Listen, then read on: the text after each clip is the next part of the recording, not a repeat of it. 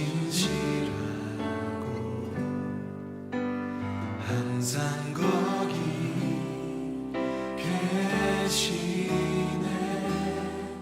주 사랑을 뭐라 할까. 주님은 신실하고 주님은 신실하고 항상 거기 계시네. 주 사랑을 뭐라 할까.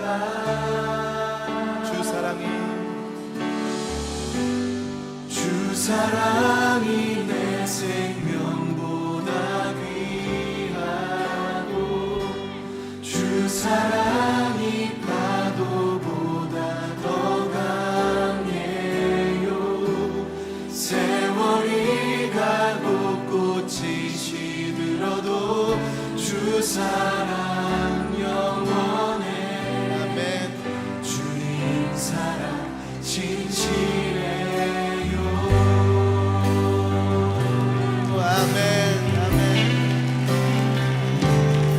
주님은 신실하고 주님은 신실하고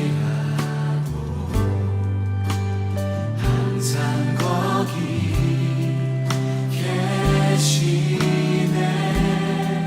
주 사랑을 뭐라 할까.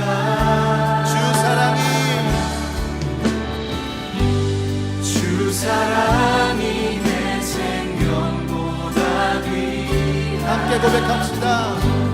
주 사랑이 파도보다 더 강해요. 세월이 가고 꽃이 시들어도 주 사랑 영원해. 주님 사랑 진실해. 주 사랑이 내 생명보다 귀하고 주 사랑이 파도보다 더 강해요. 세월이 가고 꽃이 시들어도 주 사랑 영원해. 주님 사랑 진실해.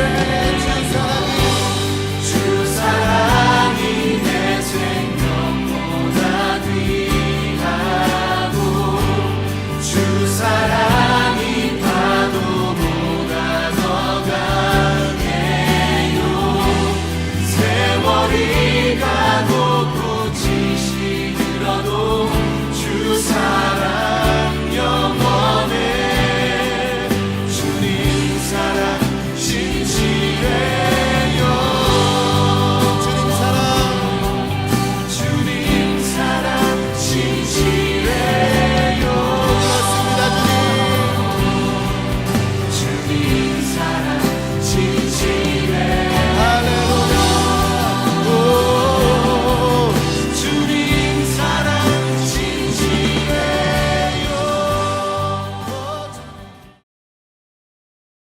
함께 말씀을 읽겠습니다. 시편 1편 1절에서 4절까지의 말씀입니다.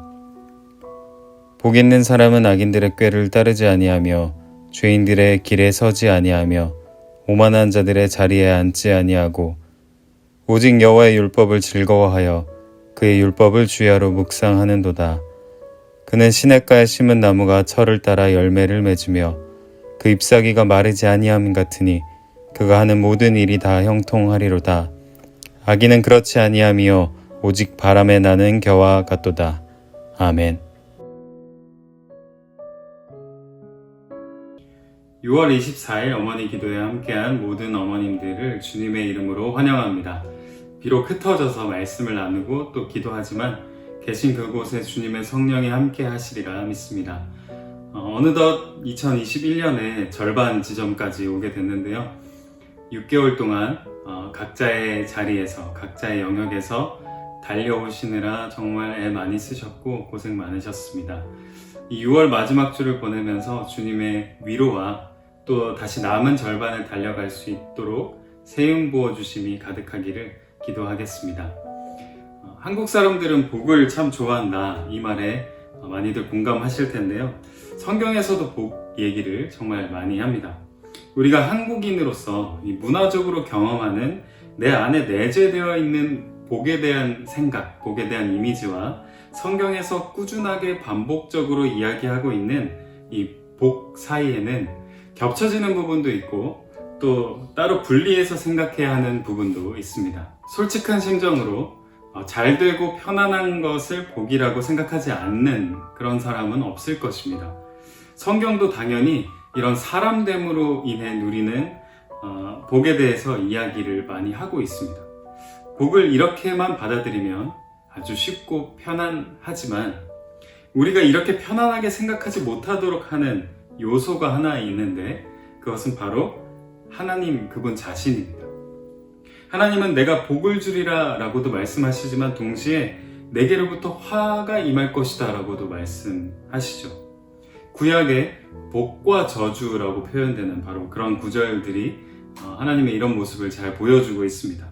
하나님 스스로 복을 주기만 하는 꼭두각시 자리를 계속해서 끊임없이 벗어나시려고 한다는 말입니다. 여기에 우리의 복에 대한 우리의 딜레마가 있습니다. 그럼 성경에서 제시하는 이 복의 기준을 우리가 어떻게 생각해야 할까요? 창세기 15장을 보면 하나님이 아브라함에게 나타나셔서 이렇게 말씀하시는 구절이 나옵니다. 창세기 15장 1절입니다. 이후에 여호와의 말씀이 환상 중에 아브라함에게 임하여 이르시되 아브라함아 두려워하지 말라. 나는 내 방패여 너의 지극히 큰 상급이니라. 무심코 지나칠 수도 있는 이 짧은 한 구절이지만 이 말씀 속에서 우리는 나는 너의 지극히 큰 상급이다 라는 이 구절에 주목할 필요가 있습니다. 이 상급이라는 말을 복이라는 단어로 바꿔서 얘기해보면 나는 너의 상급이다, 곧 나는 너의 복이다 라는 말로 우리가 받아들일 수도 있습니다. 성경은 우리가 보통 이야기하는 잘됨과 편안함이라고 생각하는 그 복과 구별되는 복을 이야기할 때는 항상 그 복이 어딘가에 있고 그것이 너에게 주어진다 라는 식으로 얘기하지 않습니다. 그러니까 성경에서 구별을 해서 얘기하고 싶은 그 복은 오직 하나님과의 관계 자체, 다시 말하면 하나님 자체, 그분 자체를 이야기하는 것입니다. 그래서 하나님과의 관계를 이 복이라고 생각하는 사람은 이미 하나님을 통해 나는 복을 누리고 있다 이렇게 생각할 것입니다. 별거 아닌 것 같지만 하나님을 통해 복을 얻겠다고 생각하는 것과 하나님 자체가 복이어서 나는 하나님을 통해 이미 복을 누리고 있다라고 생각하는 것에는 큰 차이가 있습니다. 하나님 때문에 나는 복된 사람이다 라고 생각하고 하나님의 뜻을 따라 어떻게 살아갈까에 삶의 방향성이 맞춰집니다. 비록 지금은 어렵고 곤고한 상황을 겪고 있을지라도 하나님이 이런 나의 모습을 외면하고 계신 것은 아니다 라는 믿음의 마음이 마음 깊은 곳에 심겨져 있는 것이죠. 이런 사람에게는 눈에 보이는 복이 아니라 하나님이 삶의 중심이 되는 그런 삶을 살아가는 것입니다. 오늘 본문인 시편 1편에서는 이런 사람이야말로 복된 사람이다 라고 표현합니다. 1절과 2절을 함께 읽어보겠습니다. 복 있는 사람은 악인들의 꾀를 따르지 아니하며 죄인들의 길에 서지 아니하며 오만한 자들의 자리에 앉지 아니하고 오직 여호와의 율법을 즐거워하여 그의 율법을 주야로 묵상하는도다. 우리가 살아가는 세상에는 다양한 기쁨이 있습니다. 정말 다양한 기쁨이 많은 것 같습니다. 자녀들이 주는 기쁨, 그리고 안정된 관계에서 오는 기쁨, 또 안정된 생활에서 오는 기쁨, 무언가를 성취하고 또 다양한 취미와 자기 개발을 하는 기쁨, 셀 수도 없는 많은 기쁨들이 우리 삶에 넘쳐납니다. 그렇지만 하나님의 말씀은 우리를 이런 기쁨들 속에서도 전혀 새로운 기쁨으로 우리를 인도해 나가는 것을 경험합니다. 하나님의 말씀은 그냥 좋은 이야기들을 모아놓은 것이 아닙니다. 하나님의 말씀은 그냥 듣기 되게 편하고 좋고 기쁘고 만족스러운 이야기들만 모아놓은 것이 아닙니다. 이 말씀을 제대로 읽으면 이 말씀이 내 안으로 파고드는 것을 우리는 경험하게 되죠. 그러면서 나타나는 현상이 바로 나를 발견하는 것입니다. 아마 우리 어머님들은 다 이런 경험들이 한 번쯤은 있으실 것이라 생각하는데요. 하나님의 말씀을 읽고 묵상하면서 나조차도 몰랐던 나, 외면하고 싶었던 나, 그래서 어디 마음 한구석에 숨겨두었던 그런 나의 연약한 모습 뿐만 아니라 나의 숨겨져 있던 가능성과 사명까지도 자신을 완전히 새롭게 발견하는 경험을 하게 됩니다. 복된 사람은 말씀을 통해서 이렇게 자기가 진짜 누구인지 알게 되는 그런 경험을 하게 됩니다. 바쁜 생활 속에 묻혀 있었고 내가 원하지 않게 떠밀려온 나의 삶의 여러 조각과 흔적들 때문에 기억에서 사라졌던 나의 진짜 모습이 하나님 앞에서는 비로소 드러나는 그런 경험을 하게 되는 거죠. 이건 정말 큰 기쁨입니다. 이런 기쁨은 경험해 본 사람만이 이야기하고 알아들을 수 있는 그런 기쁨이라 하겠죠. 그런데 여기서 그치지 않고 하나님의 말씀은 하나님의 뜻에 맞춰 살도록 우리를 이끌어갑니다. 기쁨은 일이 잘 풀리거나 내 뜻대로 모든 것이 다 되는 것에서만 오는 것은 아니거든요. 우리는 말씀을 통해서 내 욕심이 꺾이고 내 고집이 꺾이고 내 삶의 방식이 바뀌는 것을 비록 느리지만 경험하게 됩니다. 처음엔 나를 변화시키는 것이 싫고 연약한 나를 대면하는 것도 괴로워서 피하고 싶지만 이 안에서 우리는 하나님이 주시는 기쁨을 경험할 수 있게 됩니다. 내가 부서지는 기쁨이라고 표현할 수 있을 것 같습니다. 이처럼 복된 사람은 하나님의 말씀 안에서 전혀 새로운 기쁨을 찾아 나서는 그런 사람이라고 할 수 있겠습니다. 3절에서는 이 복된 사람을 시냇가에 심은 나무다라고 표현하고 있는데요. 이 시냇가에 심은 나무는 계절에 맞게 열매를 맺고 또 가뭄이 들어도 시들지 않습니다. 왜냐하면 바로 물가에 뿌리를 내리고 있기 때문이죠. 너무 당연한 이야기인데 이걸 다른 말로 하면 하나님 안에 뿌리를 내리고 말씀을 통해 삶의 기준을 끊임없이 새롭게 얻는다라고 할 수 있겠습니다. 우리 삶에서 이 뿌리를 내리는 것은 정말 중요합니다. 시간이 갈수록 또 세월이 갈수록 우리는 내심 이렇게 느끼게 됩니다. 뿌리를 내릴 곳이 점점 줄어드는구나. 나를 아무런 조건 없이 내맡기고 던질 수 있었던 사람들이 점점 줄어들고 그런 곳이 점점 줄어들고 그것을 통해 생기를 얻고 힘을 얻을 수 있는 그런 곳, 그리고 나를 때때로 바로잡아주는 곳, 정말 시간이 갈수록 그런 곳이 줄어드는구나. 더 나아가서 사람이라는 존재는 결정적으로 그런 뿌리를 내릴 토양이 되지 못하는구나 라는 것을 내심 조금씩 느끼게 됩니다.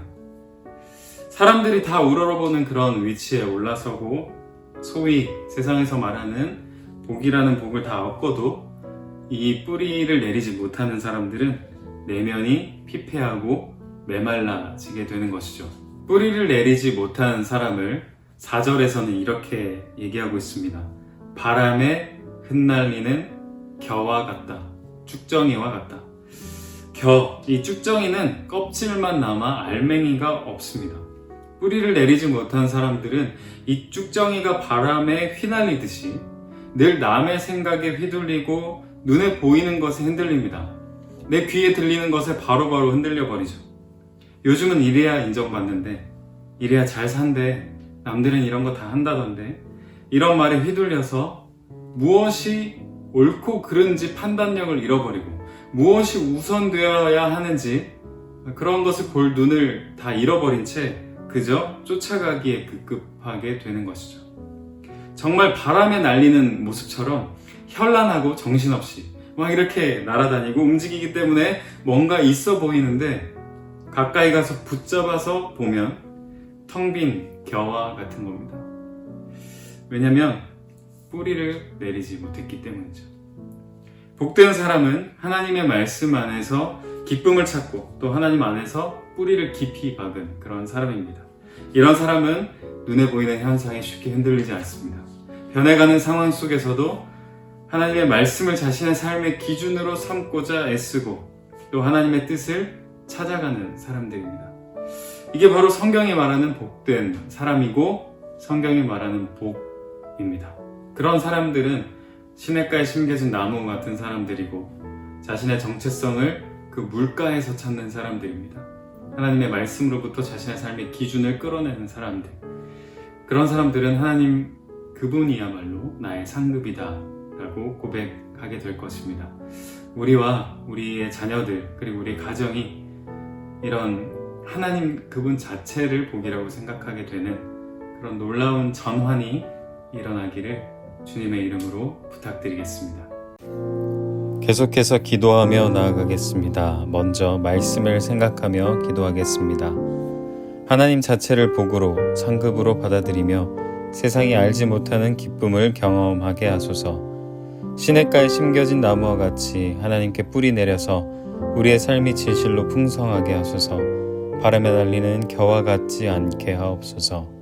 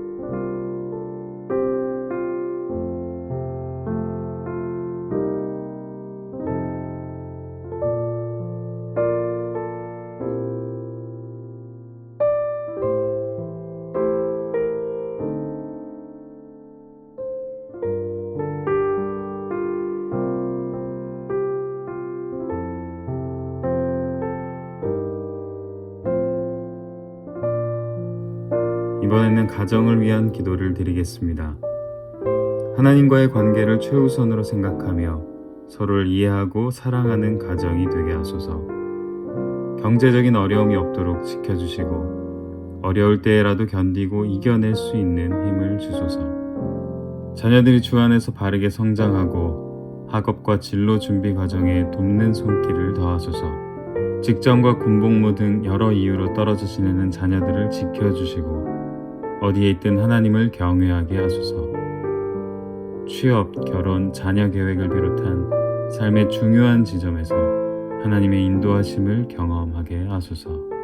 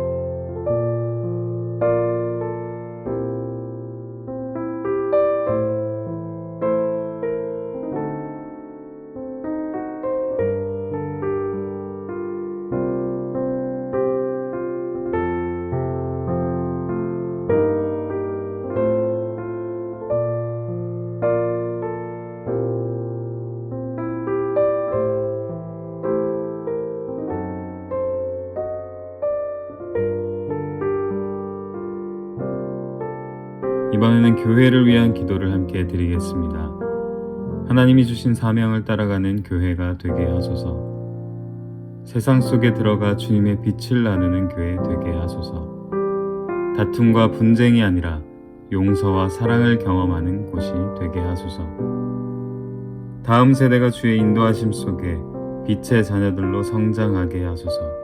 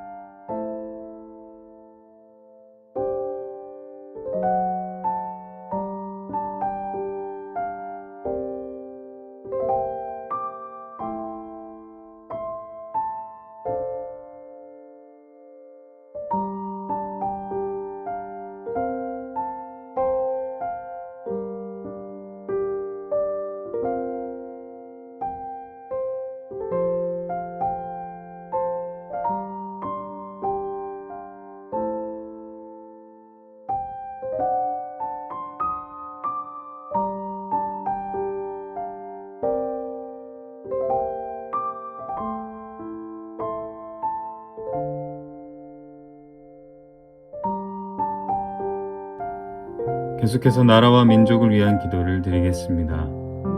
한반도의 전쟁의 위협이 그치게 하시고 평화를 허락하여 주소서. 정치와 경제가 안정되고 공의가 바로 세워지는 나라 되게 하소서. 코로나로 고통받는 이 땅 곳곳에 주님의 위로와 돕는 손길이 있게 하소서. 위정자들이 하나님을 두려워하고 국민을 섬기는 참된 지도자가 되게 하소서.